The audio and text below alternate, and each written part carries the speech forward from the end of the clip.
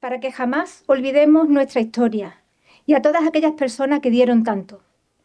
En segundo lugar, hemos recogido las palabras y el sentimiento de dos grandes profesionales y seres humanos, como son Gervasio Sánchez y Rosalén, porque ambos engloban categóricamente el sentir de este acto.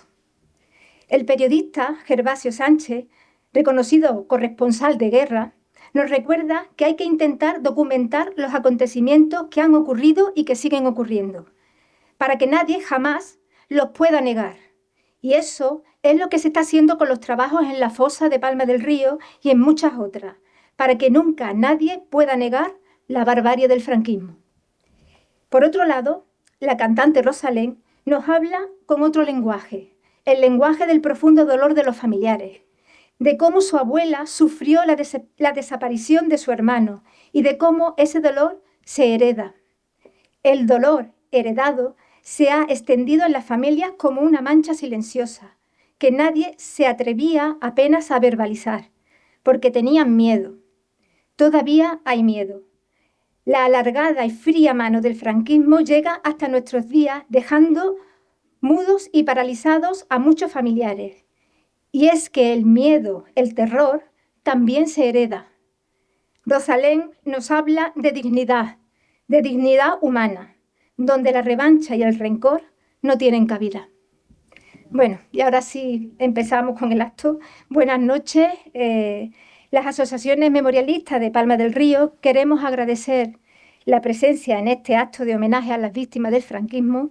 En primer lugar, a la alcaldesa Matilde Esteo, a las concejalas y concejales del Ayuntamiento de Palma, pero creo que también está aquí concejales y concejalas de otros ayuntamientos, y a representantes políticos, y no quiero nombrar a nadie porque seguro que me voy a dejar a alguien sin nombrar. Y por supuesto a todos y a todas los presentes esta noche. A la Diputación de Córdoba, que gracias a una subvención concedida al foro, podemos llevar a cabo las primeras jornadas de memoria histórica. Agradecemos también al Ayuntamiento de Palma del Río su colaboración en este acto.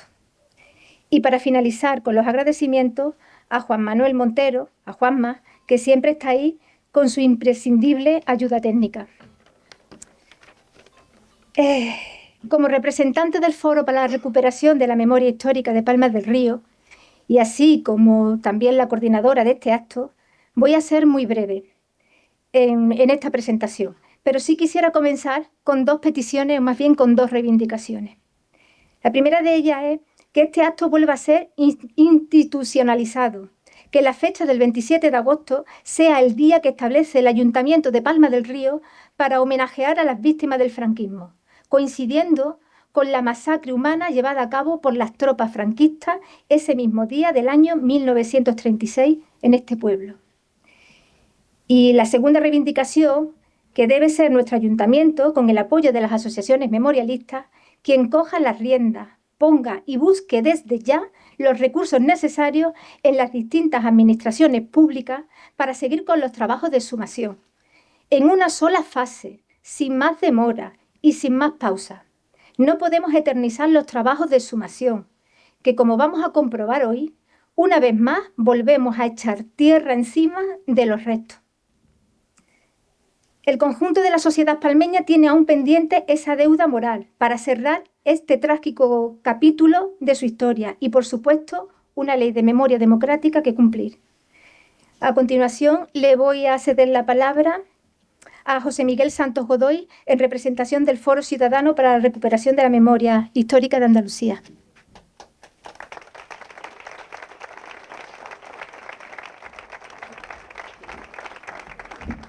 Gracias, Emi. Señora alcaldesa, concejales representantes de la Corporación Municipal, también representantes políticos, vecinos y vecinas de Palma del Río, amigos y asistentes que habéis venido a este acto desde otras localidades, que sé que hay algunos de ellos. Buenas tardes y bienvenidos a este acto en el que un año más conmemoramos los terribles sucesos que tuvieron lugar un 27 de agosto, hace ya 89 años en nuestra ciudad. Como representante en este acto del Foro Ciudadano para la Recuperación de la Memoria Histórica de Andalucía, en primer lugar, quiero agradecer la labor realizada durante tantos años por Manuel López Maraver, que lo tenemos aquí delante, en pro de la memoria histórica en Palma del Río y más concretamente en este acto que hoy nos ocupa. Gracias, Manolo. Sé que sigues estando aquí aportando tu sabiduría y tu templanza. En la mañana del 27 de agosto del 36, las tropas franquistas entraron, sin dificultad ya, en Palma del Río, porque la noche anterior ya se había producido la evacuación de la defensa de la ciudad. Una masa de hombres, mujeres y niños salió casi con lo puesto, caminando en dirección a Peñarroya. Manolo ha cifrado esa cantidad en 6.000 personas. Tiene sentido, tú eres uno de ellos, mi padre y mi abuelo también fueron uno de ellos. Manolo lo ha cifrado en 6.000 personas. Tiene sentido porque en aquel momento Palma del Río y Posadas eran los últimos reductos que quedaban en defensa de la República y había muchos refugiados de otras poblaciones, de Peñaflor, de Lola del Río, etcétera. Había mucha población que estaba refugiada en Palma del Río y también salió aquella noche con la gran masa de personas que salieron esa noche. En la mañana del 27 de agosto del 36 las tropas franquistas ya entraron sin ninguna dificultad en la ciudad porque ya se había producido una evacuación. Una vez las fuerzas atacantes estuvieron dentro del pueblo, soldados y falangistas comenzaron a recoger las calles dando la consigna todas las personas de orden a la plaza. Grupos de hombres fueron empujados a la plaza, la mayoría gente neutra o apolítica, porque todo el que había tenido algún cierto acción en la defensa de la ciudad o había tenido políticamente una actividad, etcétera, pues aquella noche, sobre todo oyendo los mensajes que mandaba Queipo de Llano por la radio, diciendo vamos a hacer barbaridades eternas, pues lógicamente aquella noche se fueron todos los que tenían temor, solo quedaron aquellos que no habían hecho nada y que no tenían nada que temer. Los 300 o 400 que hay ahí detrás son estos. Otros hombres acudieron voluntariamente sin sospechar lo que les esperaba, pensando que se les daría un brazalete y un salvoconducto. Todos fueron introducidos desde la plaza en el corralón de Don Félix, donde las ametralladoras estaban emplazadas. Empezaron los turnos de fusilamiento, los gritos, los lamentos, el horror. Los cadáveres fueron cargados por los mismos prisioneros en un camión que hizo al menos 11 viajes y trasladados al cementerio donde se arrojaron a una misma fosa, unos encima de otros. La matanza continuó todo el día. Los recuerdos de los testigos hablan de 300 o más fusilados aquel día. Con todos ellos la historia tiene una enorme deuda porque fueron privados no solo de su vida, sino también de su derecho a tener un enterramiento digno. Y posteriormente negados a tener una existencia que pudiera contarse y una memoria de su sufrimiento. No podemos olvidarnos de las mujeres y familiares de estos hombres que quedaron en el pueblo y por ser parejas o familiares de republicanos o de defensores de la República fueron sometidas a vejaciones, rapados, paseos, ultrajes o persecución laboral y obligadas además a mantener silencio de todo su horror. Desde las distintas asociaciones de memoria histórica estamos comprometidos en el reconocimiento y la recuperación del honor, la dignidad y la memoria de los hombres y mujeres que en el ejercicio de su compromiso con la libertad y la legitimidad democrática sufrieron el exilio, la represión o la muerte. Bajo esa presión ciudadana por la necesidad de acometer la memoria histórica, se ha conseguido ya por fin la aprobación de la Ley de Memoria Histórica de 2007, la Ley de Memoria Democrática de 2022 y además de la Ley Andaluza de Memoria de 2017. Que han facilitado la localización e identificación de víctimas de la represión franquista, han promovido la retirada de símbolos de la dictadura de la vía pública, así como distinciones y condecoraciones. La inclusión en el sistema educativo español del conocimiento de la memoria democrática, incluyendo en libros de texto y materiales curriculares la represión que se produjo durante la guerra y la dictadura. Creación de un banco estatal de ADN de víctimas, la declaración de lugares de memoria y el reconocimiento del derecho a la verdad, justicia y reparación para las víctimas. Igualmente, la ley establece que la búsqueda de personas desaparecidas durante la guerra civil y la dictadura corresponde a las administraciones públicas, que además colaborarán con las propias víctimas y con las entidades que realicen tal actividad a través de los mecanismos de financiación que se establezcan. Sin embargo, hay algunos partidos políticos que tienen prácticamente paralizado el desarrollo de esta ley, por la estrangulación de la financiación mediante el recorte de los recursos económicos, pues no creen en la necesidad de la memoria histórica. Tanto es así que tienen prometido derogar la ley de memoria si llegaran a alcanzar el gobierno de la nación. Mal nos irá en este caso. Es por todo ello que desde aquí quiero agradecer al Foro de Memoria Histórica de Palma del Río la organización, perfecta organización de este acto, un año más, de este acto en esta fecha y en este lugar. Acto que contribuye a rememorar estos terribles acontecimientos, así como a la honra y dignificación de los fallecidos y posibilitar que podamos reivindicar la pronta exhumación de todos los cadáveres de la fosa, su identificación, entrega a los familiares cuando sea posible. Por tanto, emplazamos a todas las administraciones, a todos los niveles, sean de la ideología que sean, al Gobierno central, a los gobiernos autonómicos, a las diputaciones y a los ayuntamientos para aportar los recursos necesarios para que esta labor de exhumación necesaria, humanitaria y humanizante se pueda llevar a cabo en un breve plazo de tiempo. Sea todo hecho por el derecho de las víctimas a la verdad, a la justicia y a la reparación. Muchas gracias.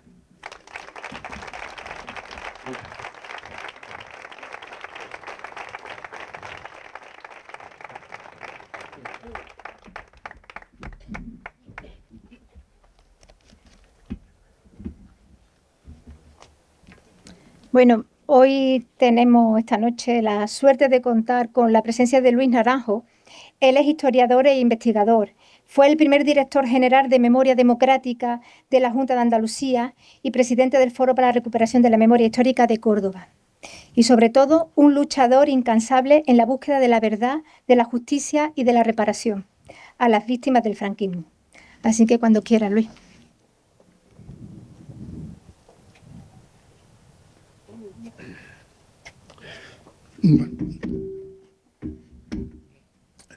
Buenas noches. Para mí, de verdad, un gran honor el que se me haya invitado para tomar la palabra en un acto como este, tan hermoso, tan emocionante y, sobre todo, tan necesario, ¿no? Tan necesario porque han pasado muchos años en democracia y hasta no hace mucho esa democracia no ha cumplido con su deber de memoria. Estoy también aquí como representante, como portavoz de la Asamblea Memorialista Andaluza de ámbito autonómico. Me han dicho muchos compañeros, al poner yo este acto hoy en las redes de la Asamblea, muchos compañeros y compañeras me han dicho de pueblos cercanos, como La Campana, como Fuentes de Andalucía, como Lora, como Peñaflor, que el año que viene quieren estar aquí. Me lo han dicho de forma insistente, que en fin, lo avisemos con tiempo, que nos coordinemos y que tienen mucho interés en estar aquí presentes. Desde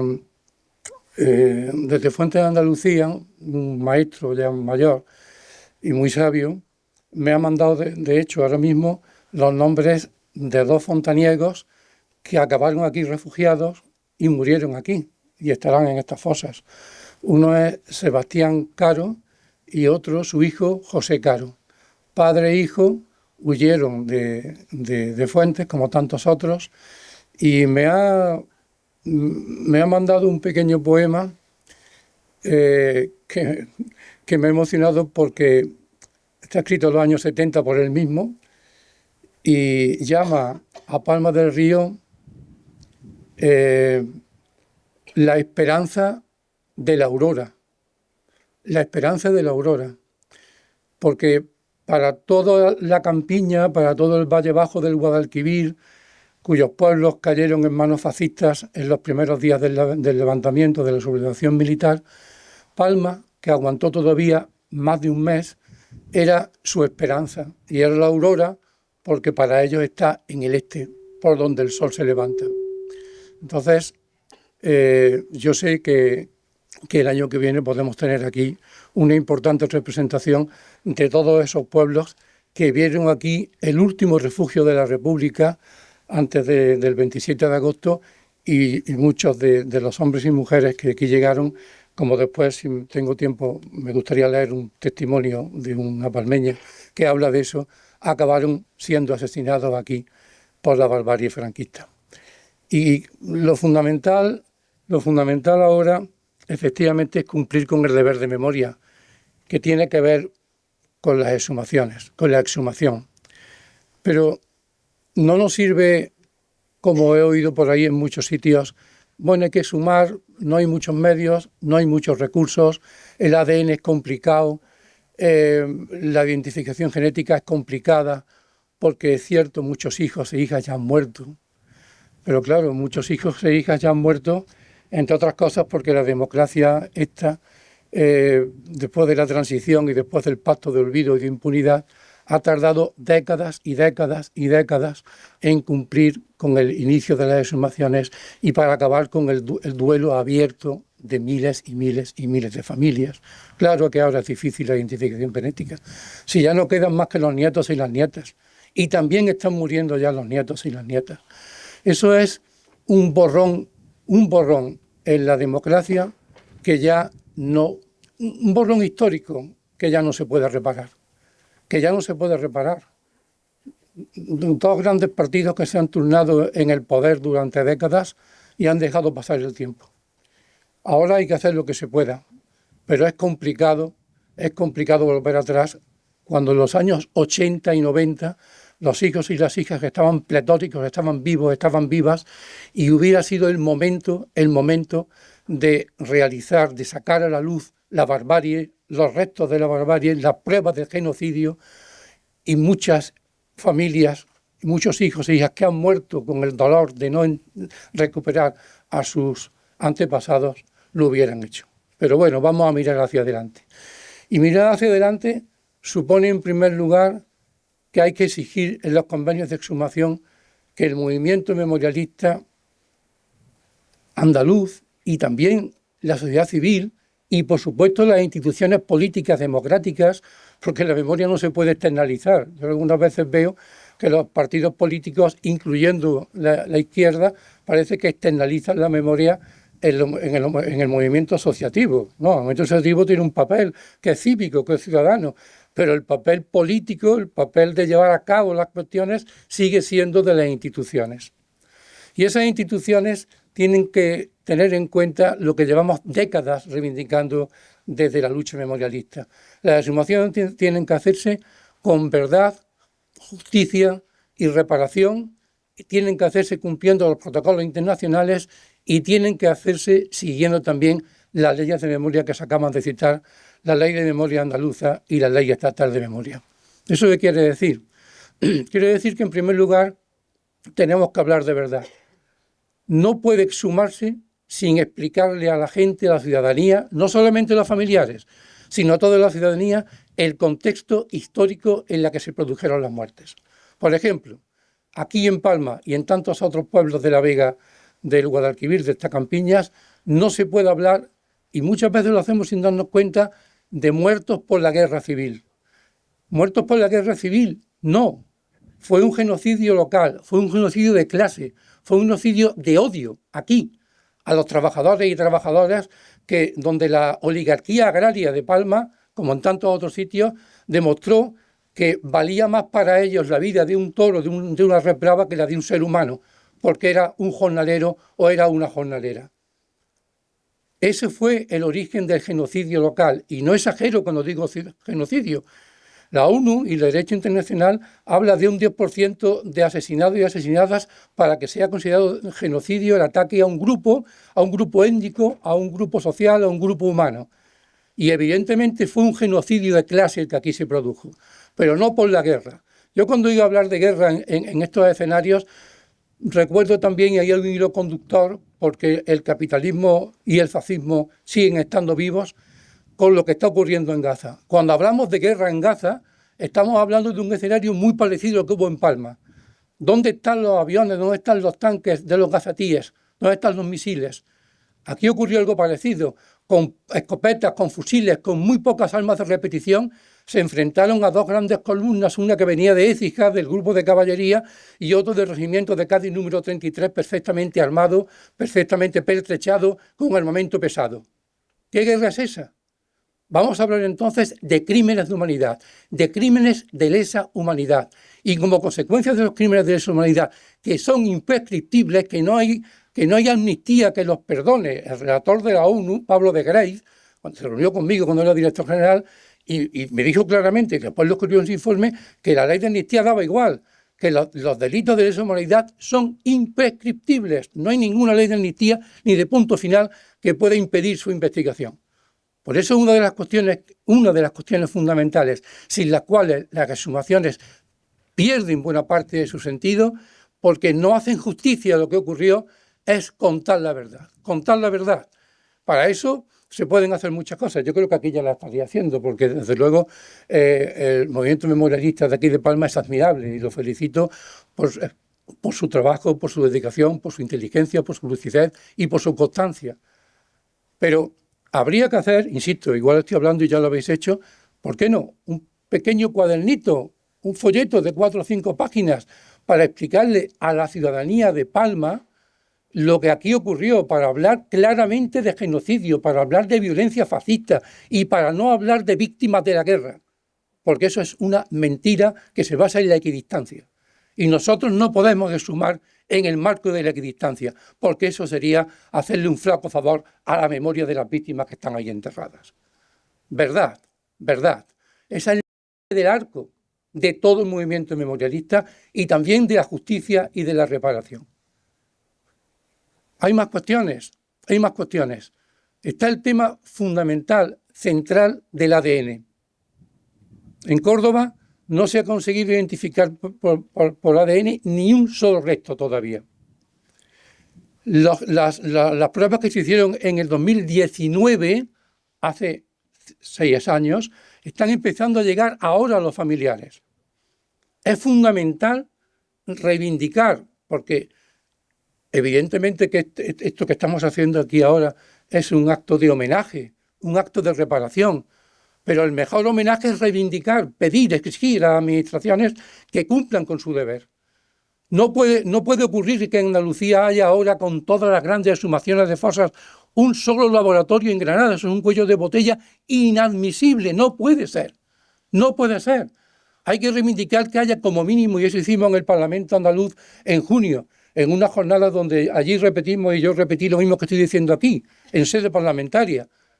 Hay que exigir como mínimo 2 laboratorios, uno para Andalucía Oriental y otro para Andalucía Occidental.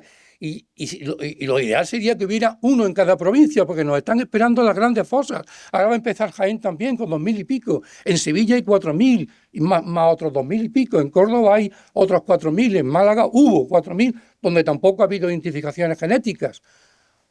Entonces, la cuestión es que es indispensable que presionemos desde abajo para que la administración abra a nivel provincial, o al menos como digo, oriental y occidental, laboratorios de ADN, y que las respuestas a los familiares no tarden años, sea positiva o sea negativa esa respuesta.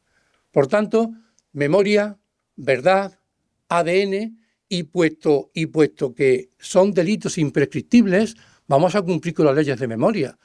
Las leyes de memoria dicen con toda claridad que cuando haya evidencias de delitos de lesa humanidad, como es el caso, los jueces tienen que estar presentes. Una de las cuestiones que Pablo de Grey dice con más claridad en su informe, que si no hay jueces presentes, de alguna forma estamos ocultando pruebas para futuros denuncias y condenas por lesa humanidad. Por tanto, la administración responsable, cuando se exhuma, cuando hay evidencias como en este caso y en tantos casos, hay que comunicar al juzgado o a la Fiscalía de la Memoria, que para eso se ha creado en la última ley estatal de memoria. Eso es realmente cumplir con lo que le debemos a las víctimas y con lo que le debemos a los familiares, a los hombres y mujeres que tantos años llevan esperando que esto ocurra, pero que ocurra como debe ocurrir, no como una exhumación puramente técnica arqueológica, como si aquí estuviéramos exhumando a soldados de la guerra napoleónica, por ejemplo. Eso es fundamental. Sin eso, realmente no cumpliremos con nuestro deber, con los que defendieron las libertades que ahora disfrutamos, y mucho más que esas libertades. Claro, la cuestión, además de eso, es Los convenios deben también incorporar, y no lo hacen suficientemente. Y yo, bueno, tenemos aquí representantes del ayuntamiento, de las administraciones, una oficina de víctimas que realmente funcione, eso es fundamental. Eso es fundamental. Una oficina de víctimas donde haya técnicos y haya especialistas, no solamente de jurisprudencia, sino también muchas veces psicólogos o sociólogos, que amparen a los familiares. En Córdoba se acabó de exhumar el cementerio de San Rafael y aún no se había abierto la oficina de víctimas. ¿No es eso una falta de respeto a los hombres y mujeres que llevan tantos años esperando que esto ocurra, pero que ocurra en las condiciones democráticas y de justicia que debe ocurrir? Por tanto, todo eso hay que pedirlo. Eso es, digamos, la urdimbre, la base, la clave de lo que le debemos a los que lucharon por la libertad y por la democracia y contra el fascismo. Y termino. Contar la verdad no solamente es un acto de justicia para los que murieron y para sus familiares, es también un acto de justicia para los que ahora, aunque no tengamos familiares directos, digamos, asesinados por la violencia fascista, estamos todavía aquí y sobre todo para las nuevas generaciones, no ya para los viejos como el que os habla, sino para las nuevas generaciones. Porque si no hacemos eso, estamos perdiendo una oportunidad irrepetible de crear conciencia antifascista, esa moneda tan difícil de encontrar en este país. Denunciar la violencia del fascismo, denunciar los crímenes de lesa humanidad, es mostrar la cara violenta del fascismo a todos esos jóvenes que están coqueteando ahora con el neofascismo y con la extrema derecha. Es una herramienta de lucha ahora. Contar la verdad no es solamente un acto que le debemos a los que murieron, a los que fueron asesinados, nos lo debemos a nosotros y a nosotras. Nos lo debemos porque es la herramienta mejor, yo diría que la única, para que las nuevas generaciones no piensen que el fascismo fue una especie de dictadura blanda que nos llevó al televisor y a la felicidad de las películas de Alfredo Landa. No, fue algo que llevó a esto que tenemos aquí, y en tantas otras localidades, pueblos y ciudades. Esa es la cuestión.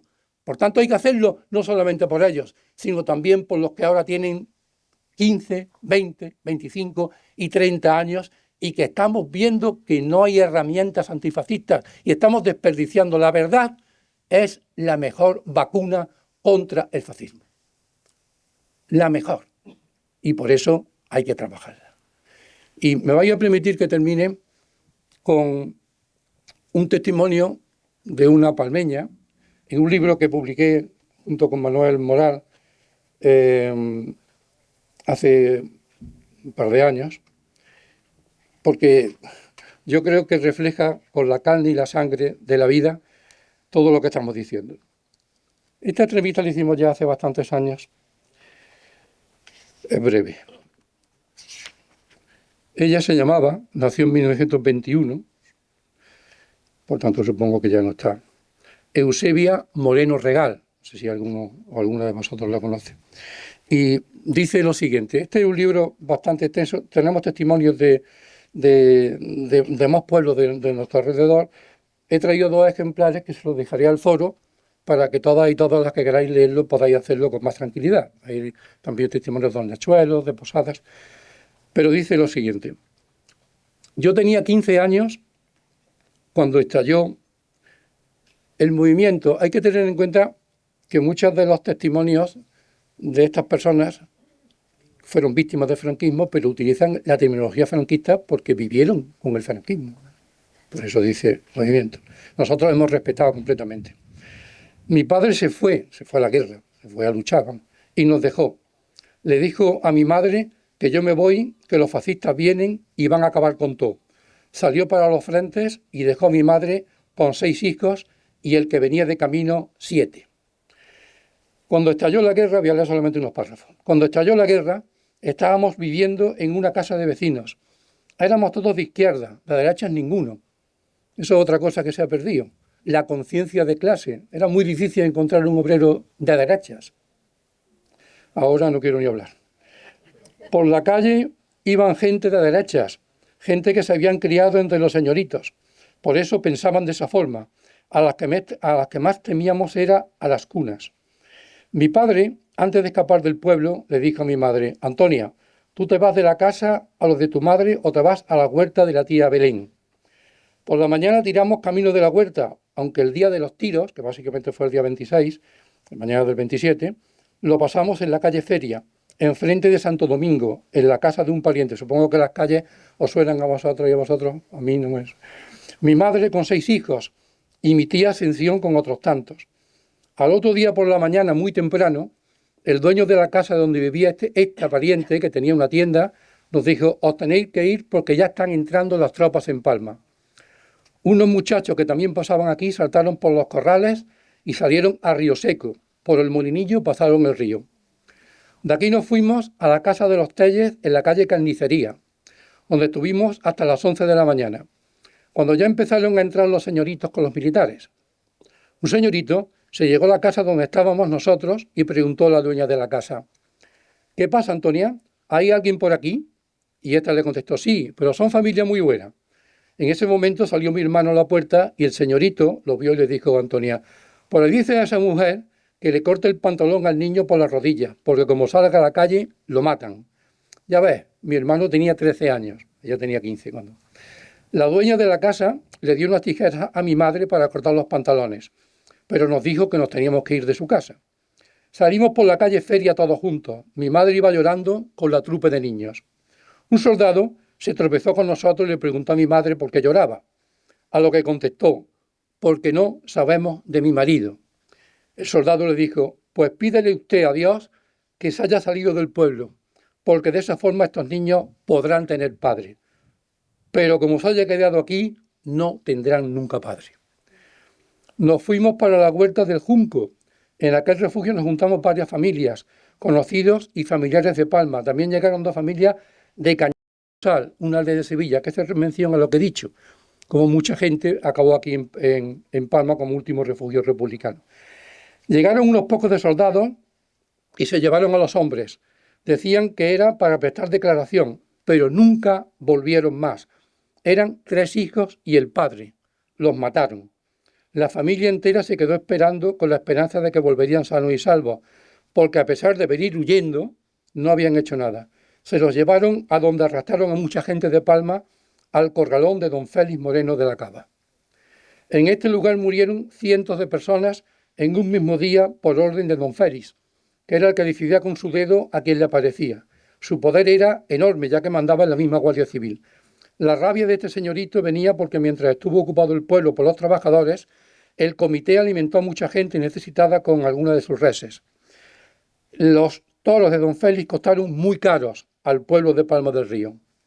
Muchos trabajadores que incluso llegaron a trabajar en su finca le suplicaron, pero este decía no conocerlos y pasaban a la fila del paredón. A los que le parecía sí los reconocía y mandaban que le pusieran un brazalete y ya nadie los tocaba. Y acabo con el último párrafo donde se muestra lo que era tan común, pero también olvidado, la valentía anónima de las chicas. Eran 2 niñas. Entonces vais a ver lo que hacen para intentar descubrir qué había pasado con el hermano de una de ellas que fue asesinado allí. Pensad de 2 niñas de 15 años. Al poco tiempo de matar a tanta gente en el corral, fuimos una amiga mía y yo a por agua al pueblo, ya que por entonces solo había agua nada más que en los pozos. No había agua potable, pero en las fuentes como la de Belén y los pozos se podía beber porque las aguas eran buenas.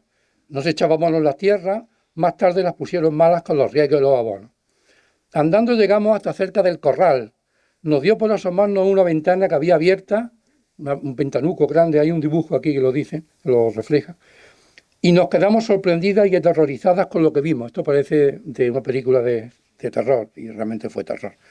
Allí había un montón de mascotas, gorras y boinas de los trabajadores que allí mataron, que podía tener 2 metros de altura. Esto es historia de verdad. Nos quedamos quietas mirando aquel montón y entonces me dijo mi amiga: mira Eusebia, aquella es la mascota de mi hermano, tengo que entrar a cogerla. La ventana no tenía reja, ya que la casa había estado en obra. Yo le dije que no saltara, que podían verla y matarnos allí a los 2. Reconoció la mascota de su hermano por una cigüeña de adorno en el ala. no pudo soportarlo y saltó por la ventana. La cogió, la lió y se la metió en el pecho. Yo la acompañé de vuelta con muchísimo susto. El muchacho tenía 17 años. Yo lo vi el día de antes que lo mataron. Esto es lo que aquí ocurrió. Esta es la carne y la sangre y la vida de lo que aquí ocurrió. Y por eso le debemos a los que murieron pues unas exhumaciones con verdad, justicia y reparación profundamente, con todo lo que se pueda. Nada más, muchas gracias.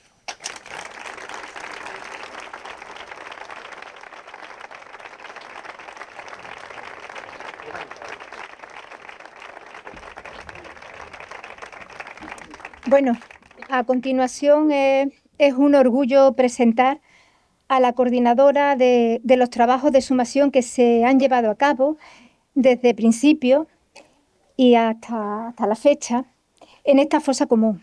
Ella es la arqueóloga y vecina de Peñaflor, Elena Vera, que con una larga trayectoria en exhumaciones de fosas de la guerra y la represión en Andalucía.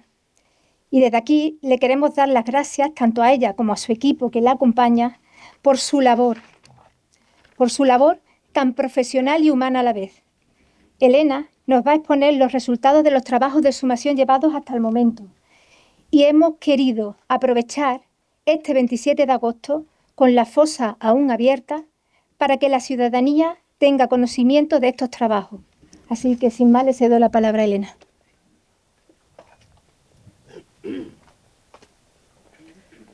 Buenas noches a todos. Veo muchas cabezas, pero no os veo a todos. Quiero dar las gracias a todos por venir. Es un acto que sé que se hace todos los años y ya me propuso el Foro para la Memoria, EMI, de explicar, ya que teníamos la fosa abierta, todo lo que se ha hecho en el cementerio en los años que llevamos trabajando con el tema de la recuperación de las fosas comunes que hay en el cementerio. Aquí en el cementerio de Palma de Río, ha hablado antes Luis y también el Foro de Ciudadanos de la Memoria de aquí de Palma, de los hechos que sucedieron aquí en Palma. Y evidentemente la fosa, el número de fosas que hay en el cementerio de Palma de Río, así demuestran esos hechos y esos testimonios que hablan de lo que sucedió en Palma de Río. Como bien dice Luis, no podemos iniciar una exhumación y una excavación de la fosa sin una contextualización histórica y sin un conocimiento de los hechos que sucedieron y que llevaron a cabo estos enterramientos clandestinos, estos enterramientos de una forma rápida y veloz, porque había que ocultar todo lo que se había hecho en un momento. Desde 2021 se han hecho una serie de estudios, excavaciones, sondeos, para intentar identificar la distribución que existe en el cementerio de Palma de Río de las fosas, tanto de las personas represaliadas en 1936 como de aquellas personas que una vez terminada la guerra fueron condenados a muerte en juicios sumarísimos en el año 1939 y 1940. En esos estudios intentamos, a través de las investigaciones que ya se habían hecho en los expedientes militares, pues se intentó localizar lo que eran las fosas de 1939 y 40, donde murieron, donde fueron fusilados a las puertas del cementerio 40 personas que volvieron una vez terminada la guerra y que fueron condenadas a muerte en ese juicio sumarísimo aquí en la misma población de Palma de Río. Esos trabajos de investigación pues, fueron encaminados en dos direcciones. Primero, en intentar localizar la ubicación a partir de los expedientes militares y segundo, se estableció un georradar en la zona de la explanada. La localización de la fosa de 1939 y 40 se localizan en la zona posterior a vuestras espaldas, en la explanada, en la zona de tránsito entre lo que es el cementerio antiguo y la parte nueva del cementerio, y eran las que se tenían que buscar y se tenían que localizar, puesto que la de 1936 todo el mundo la conocía, todo el mundo estaba bien delimitado y sorprendentemente, que es algo que no ocurre en muchas de las poblaciones, la fosa de Palma de Río, la que alberga más personas fusiladas de la comarca, pues no se construyó en lo alto, no se tocó y prácticamente ha permanecido intocable hasta la actualidad. Esos trabajos de localización, más o menos, se sabe dónde podrían estar esas fosas del 39 y el 40, y una vez visto eso, pues se iniciaron los trabajos para sondear y determinar las dimensiones reales que tenía la fosa de aquí de 1936. Hay un recinto que estaba bien delimitado desde muy antiguo y albergaba todo lo que serían las dimensiones. Nosotros hicimos una serie de sondeos y en esos sondeos determinamos que la fosa llegaba hasta el final, es decir, llegaba desde donde estamos hasta el final del parterre que ocupa, es decir, que tiene 40 metros de largo. También conseguimos documentar el ancho de la fosa. Tiene aproximadamente 2,5 metros. En una zona se ensancha, en otras se estrecha, pero sus dimensiones son de 2,5 metros y la profundidad que alcanza es bastante superficial, porque llega desde el nivel que tenemos actualmente en el cementerio a 1,20 m, estaría a la base de la fosa. Es una fosa que no puedo deciros el número exacto de víctimas que alberga, puesto que no está excavada al completo, pero en lo que llevamos excavado en 2022 y en 2023 y en este año, pues hemos excavado de esos 40 metros, tan solo hemos podido excavar 10 metros, teniendo en cuenta que parte de esos 5 metros más, de los que se estarían establecidos en esta parte de la fosa, pues están perdidos desde antiguo, con las construcciones de las cimentaciones que se hicieron para el monumento, con las construcciones del memorial. De alguna manera incidieron, no en todo, pero sí en parte de los enterramientos que hay.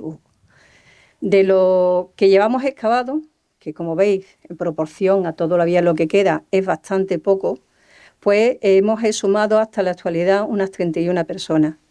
Pero en lo excavado, simplemente, sin saber lo que hay más, hay 50 personas más. Lo que ustedes habéis estado viendo, que habéis dado un paseo para ver los restos, ahí no lo hemos excavado, no lo hemos perfilado mucho más porque tenemos que cerrar, no podemos seguir exhumando. El problema no es que no hayamos tenido tiempo o no hayamos podido, es que no podemos seguir exhumando porque es tal cantidad de personas superpuestas, amontonadas, distintos niveles, que hemos llegado a localizar 3 y 4 niveles de personas superpuestas, una encima de otra, echadas en la fosa de una forma completamente arbitraria, que no están bien colocadas, no están bien dispuestas, están superpuestas, una tiene la cabeza sobre el cuerpo de otra, los brazos, las piernas, están las yuxtaposiciones que tienen, las superposiciones, que para poder sumar los cuerpos que tenemos en este sector y esos cuerpos que están prácticamente excavados, tenemos que seguir abriendo la fosa y tenemos que ir exhumando desde allí para acá, pero es que tampoco sabemos qué es lo que nos podemos encontrar en aquel sector.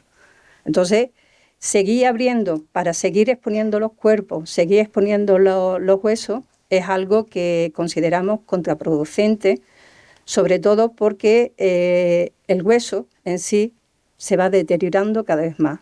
Abrimos, cerramos, pues exponemos los huesos al calor, al frío, a la lluvia, a todo. Y después tenemos que volver a cerrarlos. Eso en sí es una forma de ir deteriorando poco a poco lo que serían los restos que aún nos quedan ahí.